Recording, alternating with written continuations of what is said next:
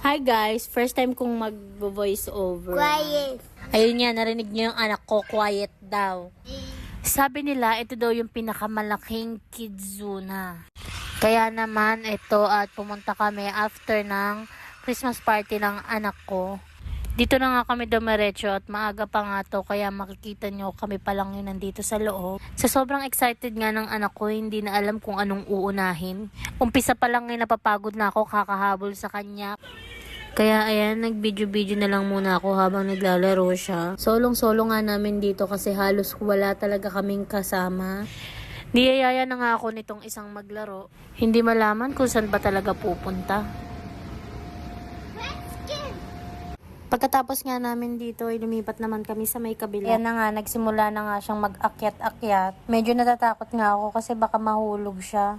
Tiwala naman ako sa anak ko kaya hinayaan ko na siyang mag-akyat-akyat. Nakakita nga pala siya dyan ng bridge kaya doon na siya dumaretso para maglaro.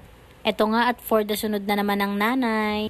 Dito nga ay natatakot siya dahil masyadong magalaw yung tulay. Sabi ko nga ay kumapit lang siya dyan para hindi siya mahulog.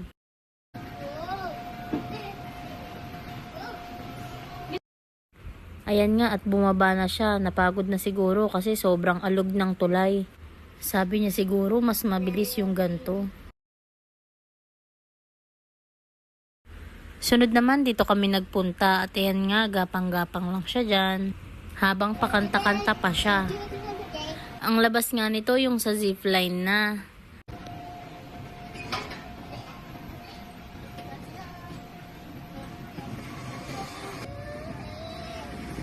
Natuwa nga siya dito kaya umulit pa siya ng isa.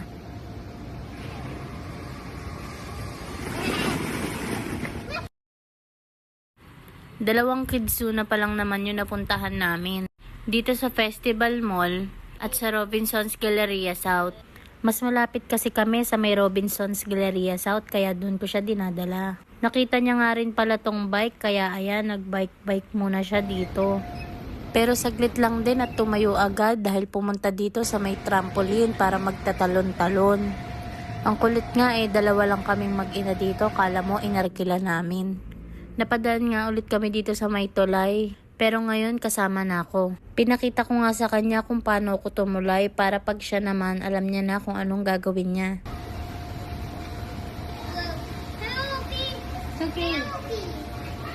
Wait, help. Mommy, help. Good job. Look.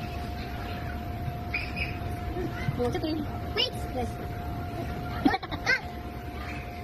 Thank you. Dito nga may iilan-ilan na rin na pumapasok para maglaro.